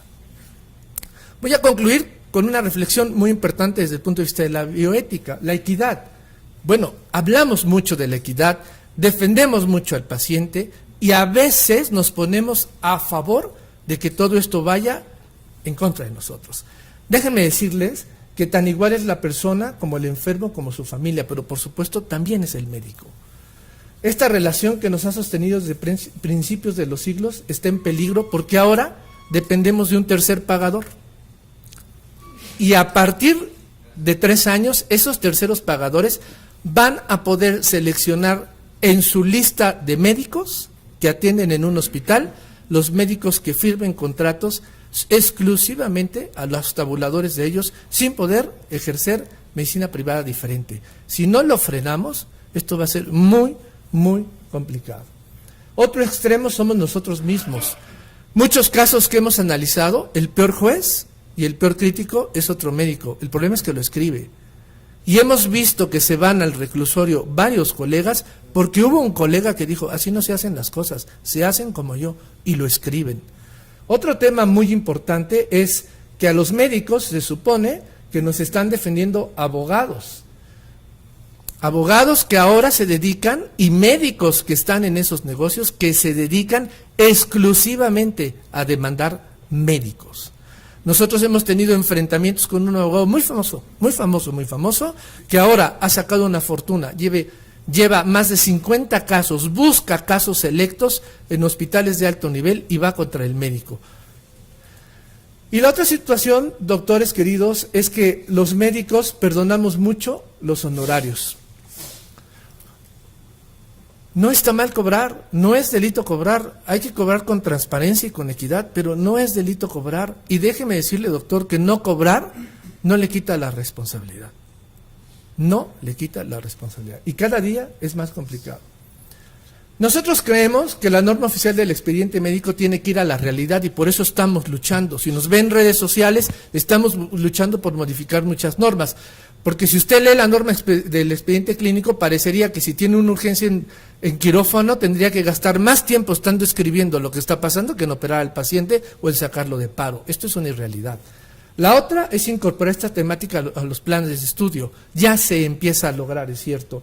Y la otra es fortalecer a los colegios médicos, tanto en la cuestión de peritos, como en la cuestión de opiniones, como en la cuestión de protección gremial. ¿Por qué esta gremialidad? Bueno, porque no está en sus manos, doctor, ser demandado. Ahora se demanda por cuestión económica, por cuestión fiscal, por cuestión aseguradora. O porque el paciente está enfadado con la institución en la cual se atiende. Es muy distinto. Su patrimonio se ve comprometido, su libertad se puede ver afectada. Y lo siento, doctores, pero si alguno de nosotros enfrentamos una denuncia o una demanda, no es un fracaso personal, no es ser malos médicos, es que la sociedad civil está en un tema especial contra nuestro gremio y porque cada vez más se exige a los médicos. Si un día me invita a una plática, le voy a mostrar 5 profesiones y verá que al final de mi plática le demuestro que la menos rentable es ser médico, pero la más cara es ser médico. ¿Qué es un orgullo? Sí, señores. ¿Qué es una maravilla nuestro oficio? Sí, señores. ¿Que si vuelvo a nacer soy médico? Sí, señores, pero estamos teniendo que meter algunas otras circunstancias. La experiencia no se jubila. Y esto es parte de lo que estamos peleando, que en los consejos que toman las decisiones por los terceros pagadores existan médicos que han operado, que han visto pacientes y que hoy están en jubilación porque tienen muchísima más experiencia que el cirujano más avisado, 33, 34 años, porque la experiencia no se compra en la palería. Y si usted revisa los consejos que evalúan los casos, son médicos que cuando ve su currículum, en su vida han operado una histerectomía, pero hablan de histerectomía. Y lo peor es que en un juicio van y dictaminan en su contra. Como avanzamos nosotros, pero no cómo avanzamos a pesar de los otros. Esto es lo que tenemos que hacer. Si está cambiando la sociedad, nosotros tenemos que hacer una estructura diferente. Y esto, al final, no es algo práctico, es un sueño que yo tengo. Ojalá que los médicos algún día, en donde quiera que cada uno de ustedes esté, deberíamos estar todos. Yo, el día que quise reformar la ley, desde la tribuna, cité a todas las asociaciones y a todos los colegios. Llegaron 5. Cuando me tocó hacer lo mismo con los transportistas, de 300 llegaron 300. Una reflexión, doctores. Muchas gracias. La licenciada Romo.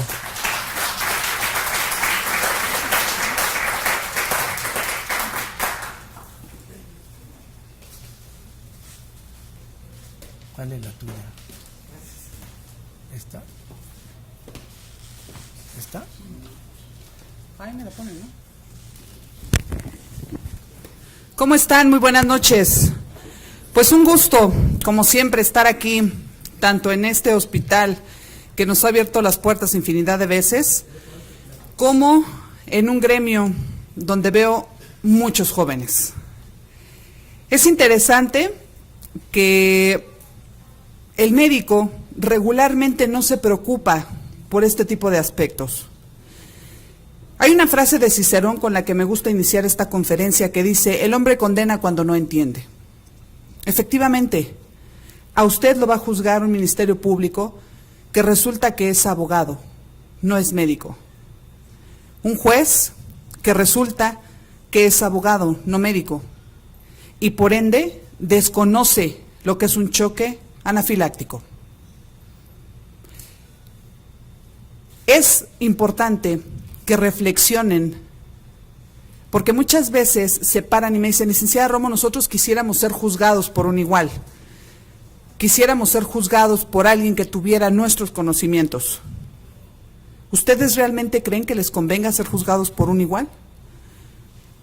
¿Sí o no? Sí. ¿Quién dice lo contrario? ¿Nadie?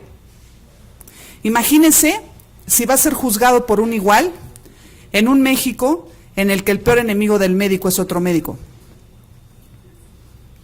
¿Ustedes creen que realmente les conviene ser juzgado por un igual? Yo creo que no. Estos casos los ganamos, llevamos 0 siniestralidad, llevo 20 años ejerciendo en esta materia, defendiendo médicos, y en 20 años no he tenido, gracias a Dios, una resolución en contra. Y muchas veces esos casos se ganan debido a la ignorancia de esa autoridad y debido al conocimiento que tiene el abogado para manejar un caso legal, un caso médico legal. Lamentablemente estamos en un gremio que al final simple y sencillamente se dedica a ver lo malo que hizo el otro.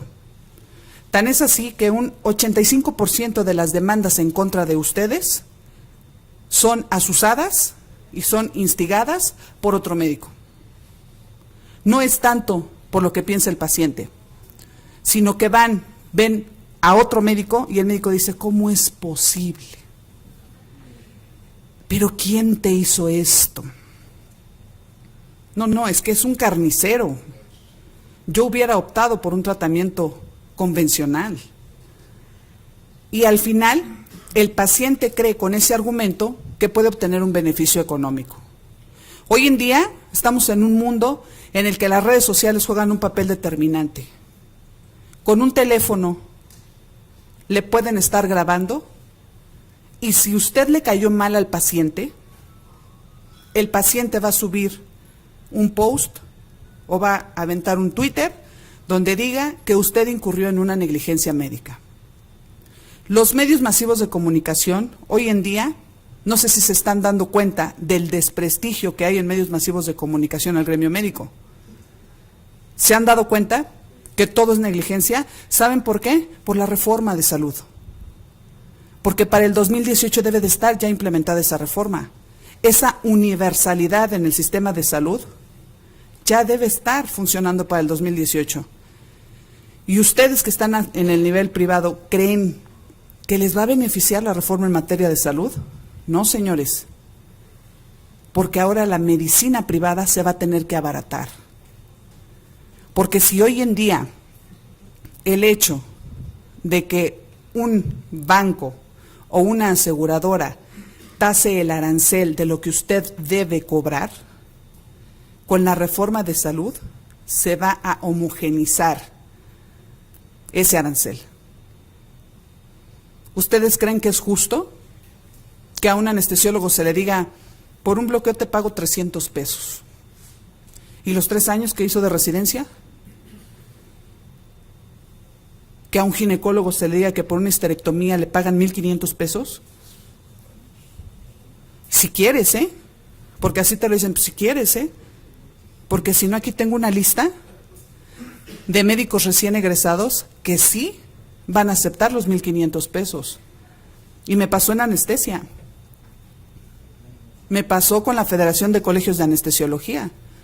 Trataron de bloquear a las aseguradoras y al ser mal asesorados, porque como colegio, no sé si ustedes sepan, pero como colegio, uno de los beneficios es promover un arancel justo. Pero ojo, si no están bien asesorados, si no lo saben hacer, entonces entra la Comisión Federal de Competencia Económica y los trata de acusar de una práctica monopólica. Entonces, esto es para que se den cuenta cómo el médico, con el tiempo, se ha convertido en un negocio rentable, muy rentable. ¿Por qué? Porque al médico es al único que se les certifica de manera obligatoria, porque deben saber que la certificación es obligatoria desde el 2011. Si usted no tiene su certificación a la vista, no puede ejercer, porque si llega a COFEPRIS le puede clausurar. La certificación es obligatoria desde el año 2011. Es al único gremio al que le exigen, bueno, y a los auditores por parte del SAT, les exigen la certificación. Esa certificación, ¿cómo se logra? Con puntos. Esos puntos, ¿cómo los obtengo? Con congresos. ¿Esos congresos me los regalan? ¿Quién paga los congresos? ¿Quién paga la estancia en Cancún? Usted. ¿Quién paga además la certificación? Usted. ¿Quién paga la colegiación? Usted. Y además, hoy en día, ya también le exigen que para poder trabajar en ciertos hospitales debe contar con una póliza de responsabilidad civil. ¿Quién paga esa póliza? ¿La paga el hospital? No, la pagan ustedes. Y si a esto le aunamos que en cuanto llega un paciente y los amedrenta y le dice, si no me regresa ahorita los 30,000 pesos que gasté en la cirugía, lo meto a la cárcel. Y el médico, por el temor o por una mala asesoría de sus abogados expertos, le regresa esos 30,000 pesos al paciente, el paciente puede volver a demandar, con todo y que ya le regresó los 30,000 pesos. ¿Y sabe por qué? Porque es una confesión. Porque están pagando, están reparando un daño que no cometieron. Lo mismo pasa con la Comisión de Arbitraje Médico. La Comisión de Arbitraje Médico, yo he visto cómo al doctor le dicen, doctor, páguele, son 14,000 pesos. Págueselos, quítese de un problema. ¿Por qué van a pagar por algo que ustedes no hicieron? ¿Quién los apoya? ¿Quién los respalda ante un problema legal? Esto lo platicaba hace unos minutos, estaba en una reunión con la doctora Lira. Ella es la próxima presidenta del Colegio Mexicano de Especialistas en Ginecología y Obstetricia, Comego. Entonces me decía, Alejandra, vamos a ver de qué manera renovamos el convenio como colegio con ustedes, porque a mí me interesa que todos los médicos colegiados estén perfectamente bien asesorados. Vamos a dar la capacitación sin costo y necesito que me armes una conferencia o un curso de cómo trabajar con un expediente clínico electrónico y otro curso de cómo trabajar con el expediente clínico, la norma 004. ¿Por qué creen que está pasando esto? Porque cada vez son más los oficios que le llegan al colegio diciendo, oye, necesito un perito. ¿Sabes por qué? Porque A, B, C, D, E tienen una bronca. Todos están siendo demandados y cada uno por 10 millones, 30 millones. Tengo una demanda por 50 millones. Y es una demanda a un patólogo. Imagínense, cuando ustedes saben que ni siquiera existe una relación médico-paciente con patología. 50 millones, porque según el paciente, el patólogo, un doctor al que quiero muchísimo, lo quiero desde hace mucho tiempo. No les doy el nombre por cuestión de confidencialidad, pero de verdad, mi adoración y soy su adoración. Porque el juicio se ganó y porque el doctor estaba que no podía con la preocupación. Y lo conocen, 50 millones se lo pueden preguntar a él. Porque según el paciente, le dijo que tenía cáncer. ¿De dónde le dijo si ni siquiera lo conocía? Patología no emite un diagnóstico, interpreta. Y lo que puede pasar en un lado puede no estar en el otro. Pues fueron 50 millones de pesos los que le pedía el paciente. Con esto, lo que les quiero decir, muchas veces creen que se les amedrenta, no. Mientras ustedes tengan un abogado que domine la materia, ¿qué significa esto? Un abogado al que no le tenga que explicar para qué se utilizó la ceftriaxona o el ciprofloxacino. Un abogado que no le cuestione por qué se presentó un choque anafiláctico con el uso de cefalosporinas. Ustedes ahí se darán cuenta de que están lidiando con un experto en la materia, con alguien que no les pregunte lo que es una valoración de Aldrete. Y solo así podrán ser defendidos de la manera adecuada. Otra, tienen en todo momento que hacer valer sus derechos. Nosotros a eso nos dedicamos, a hacer valer sus derechos. Es increíble cómo hasta a mis propios alumnos les pregunto si conocen o si han leído la Carta de sus Derechos, y ¿saben cuál es la respuesta? No, licenciada. Entonces, ¿de qué manera van a hacer valer sus derechos si ni siquiera los conocen?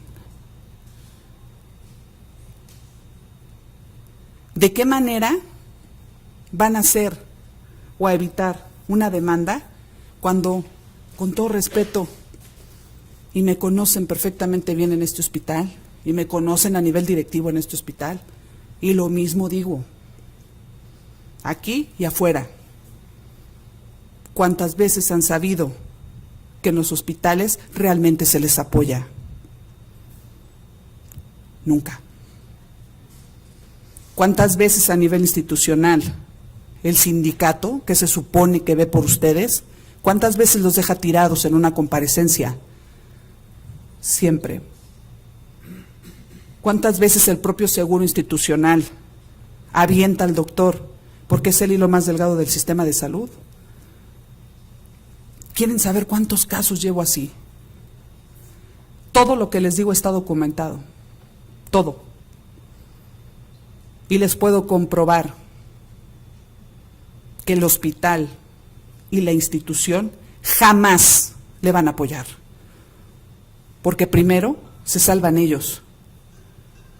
Y primero le rescinden a usted el contrato de arrendamiento. O primero le rescinden el contrato laboral al médico del IMSS, antes que aceptar que la muerte del paciente se deriva de una falta de insumos. O en este caso, de un problema con el personal de enfermería. Antes de aceptar eso, se van primero ustedes. ¿Por qué? Porque el personal de enfermería depende del hospital. Porque a nivel institucional no van a aceptar que no se cuentan con los insumos y el recurso material y humano suficiente para brindar una atención médica de calidad. He visto cómo los propios médicos han tenido que pagar con su dinero compresas para poder empaquetar a una paciente para que no se les muera. Porque si se muere, a quien detienen, como lo vieron en esas imágenes, es al médico. No detienen a los directivos del IMSS. Entonces, lo único, ojalá de verdad se cierre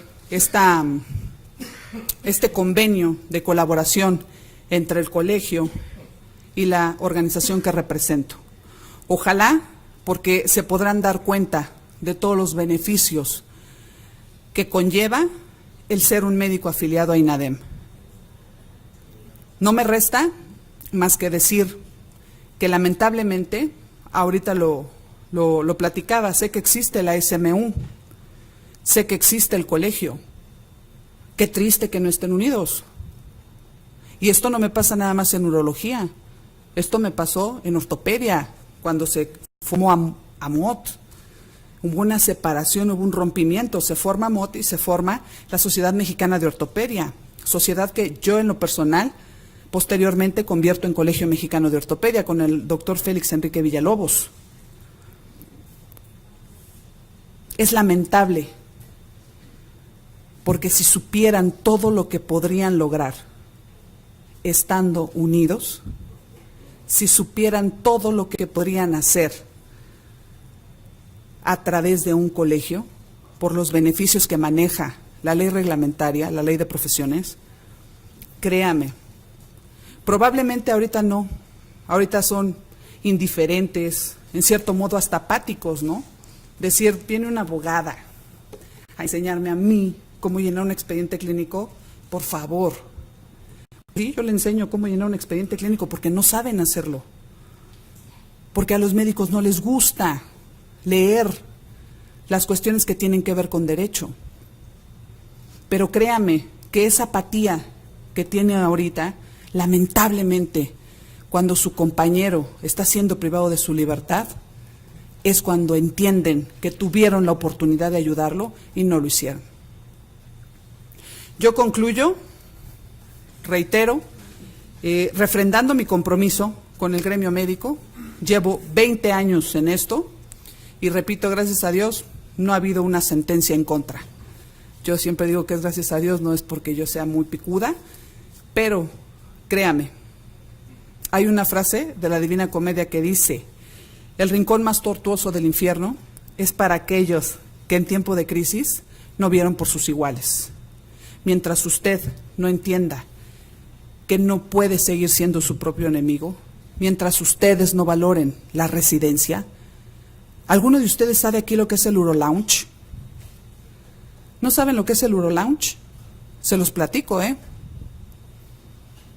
Es el lounge que estaba en el siglo XXI, en donde a todos los residentes del primer año les robaban el primer pago.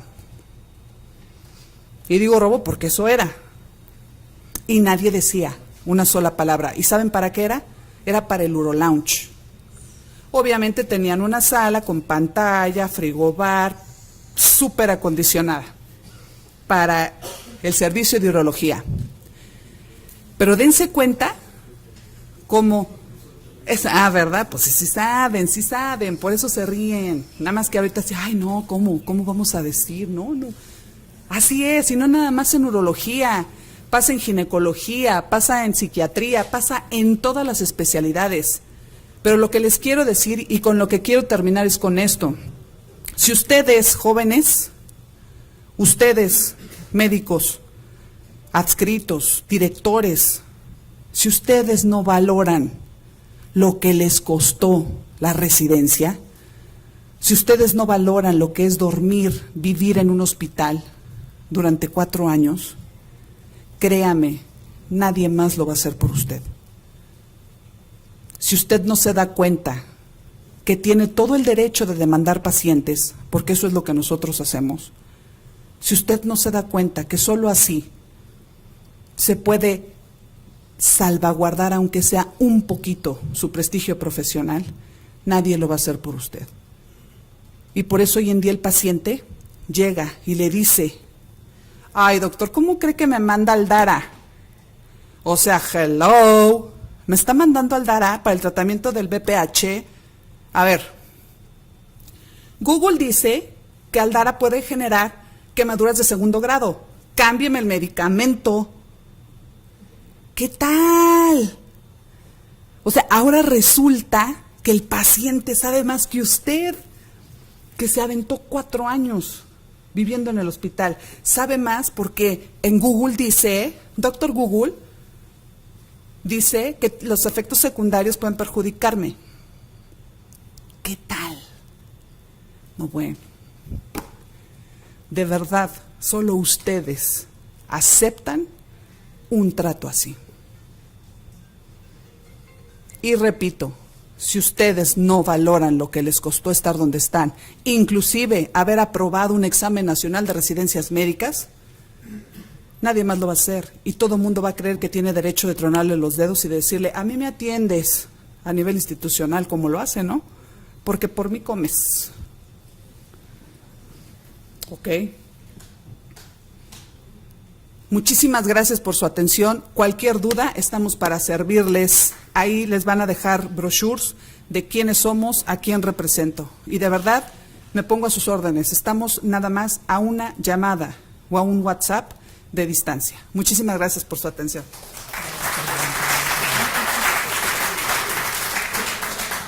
Bueno, pues aquí hay muchos jefes de servicio que han tenido o han estado en contacto con todo este tipo de detalles. No sé si quisieran comentar algo a la doctora.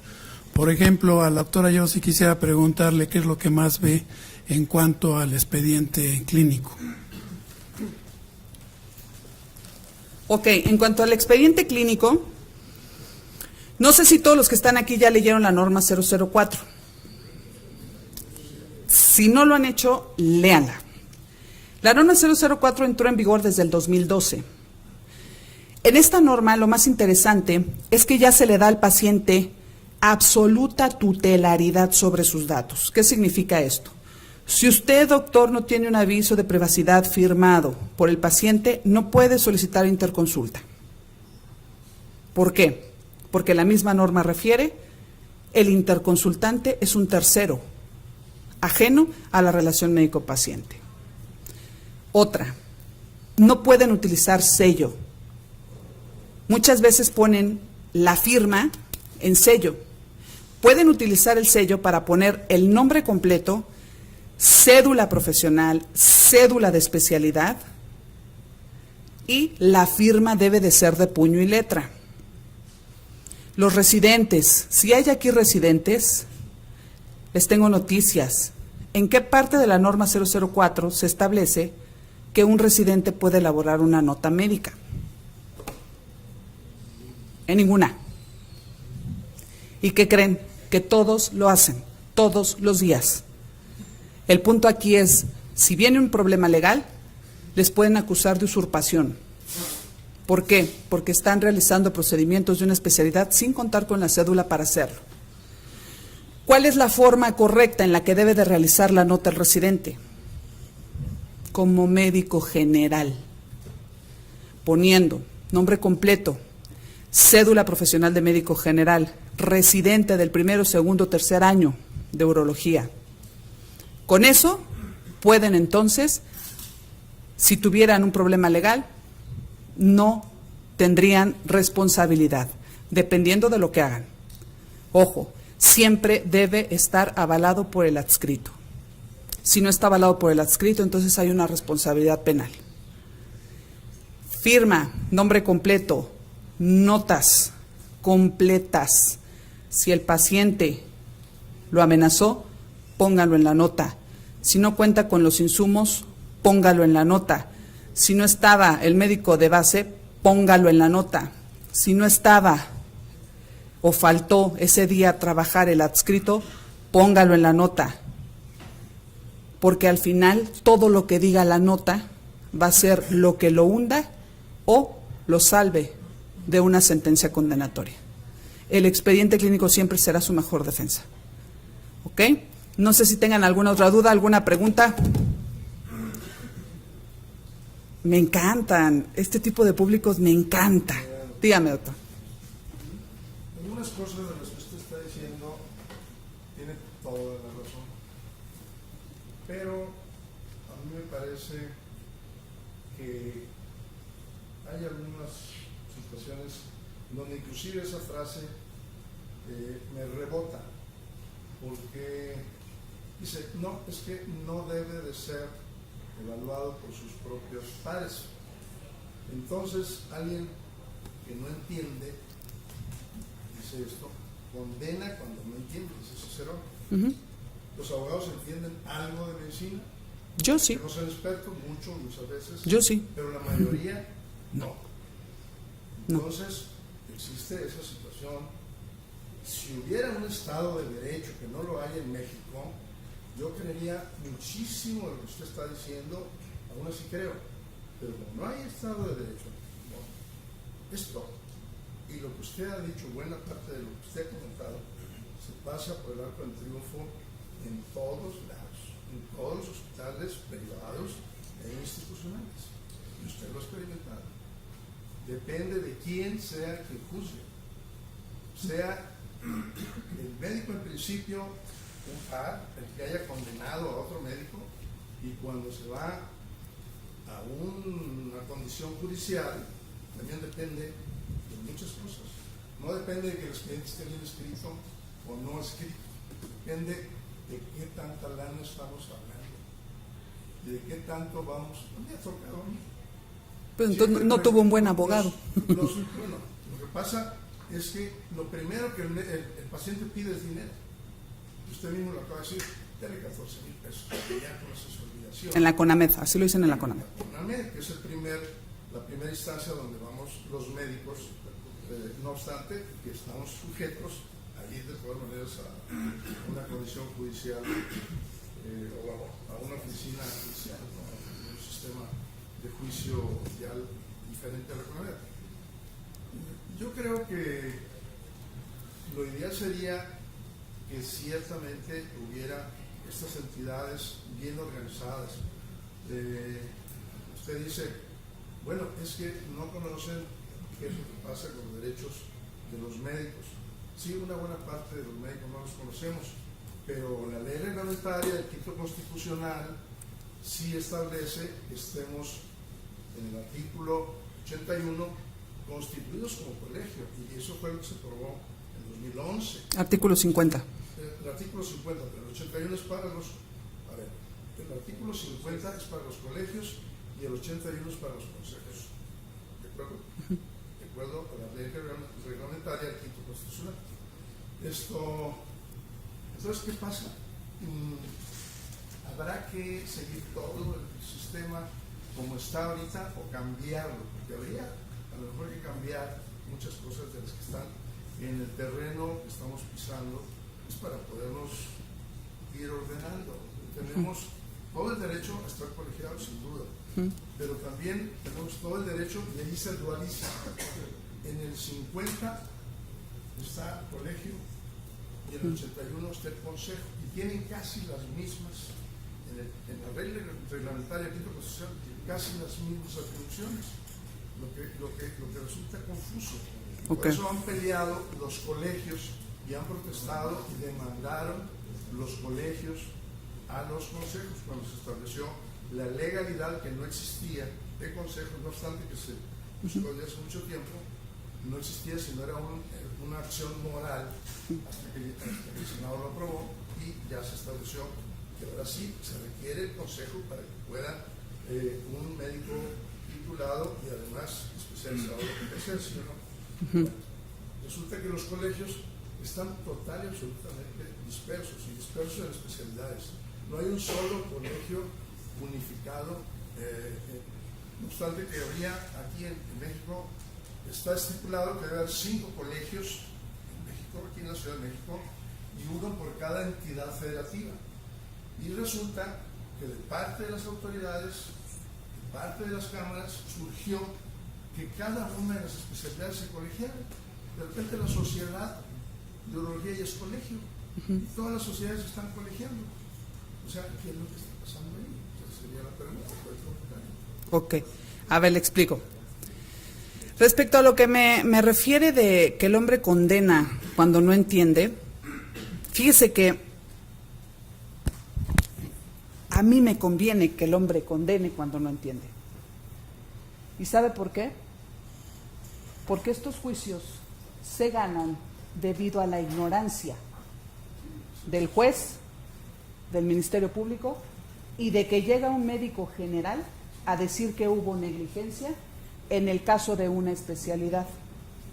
Entonces, a mí me conviene que ustedes sean juzgados por ignorantes. ¿Por qué? Porque entonces se ganan. Si usted es juzgado por un médico que esté a su nivel de conocimiento, evidentemente va a buscar lo que usted haya hecho mal y no va a analizar las circunstancias de tiempo, modo y lugar en las que se brindó la atención médica. Si estuviéramos en el supuesto de que su peor enemigo no es otro igual a usted, yo sería la primera en decirle perfecto, que sean juzgados por iguales. Pero si en la misma comisión de arbitraje médico refieren el doctor Pombo, porque ustedes sí digo su nombre porque me hizo perfecto, refiere que hay negligencia cuando el señor es pediatra y me está opinando de una craneosinostosis y hoy ya se salió de la comisión para entonces hacer negocio con ustedes y decirles que los defiende cuando todos los casos que vio, todos eran negligencia. ¿Cómo cree entonces, o por qué cree entonces que yo insisto en que no sean juzgados por un par. Por lo mismo, ¿cómo le va a decir un ejemplo? Una histerectomía que desencadenó un choque hipovolémico, ligadura de hipogástrica, sabemos, empaquetamiento, ligadura de hipogástricas, etc. Desemboca choque hipovolémico, se muere la paciente. Llega un médico general y dice, hubo negligencia. ¿Sabe cómo echó abajo ese dictamen? Con una pregunta. Que me diga el compareciente cuántas histerectomías tiene en su haber. No, pues ninguna. Entonces solicitó al juez, se desecha este dictamen debido a la falta de conocimiento y de pericia del doctor fulano de tal, perito de la Procuraduría, para poder opinar. Gracias. ¿Se dan cuenta? En cambio, si llega un doctor Estanislao Díaz Barriga, expresidente del Comego, un gran amigo en lo personal, y que nos ha ayudado en muchísimos dictámenes porque es parte de nuestro grupo elite de peritos en ginecología. Llega Estanislao Díaz Barriga y dice, híjole, no sé cómo le voy a hacer, Alejandra, pero no hay por dónde lo ayude. Tenían que haber solicitado sangre y no la solicitaron. ¿Cómo voy a echar abajo una opinión de un experto en ginecología con un currículum mucho más elevado que el médico que está siendo procesado? ¿Se da cuenta? Sí, pero entonces, no estoy totalmente de acuerdo. Okay. Está hablando de una situación en donde no hay Estado de Derecho. Mire, porque yo le voy a una cosa es explicar. defender Esperen. con la verdad. Ya no usted ahora déjeme hablar a mí. Okay. Ya no usted déjeme hablar a mí. ¿Qué es lo que hacemos nosotros los abogados? ¿Qué hacemos? Manipular la ley. Claro, en beneficio de mi cliente, por supuesto.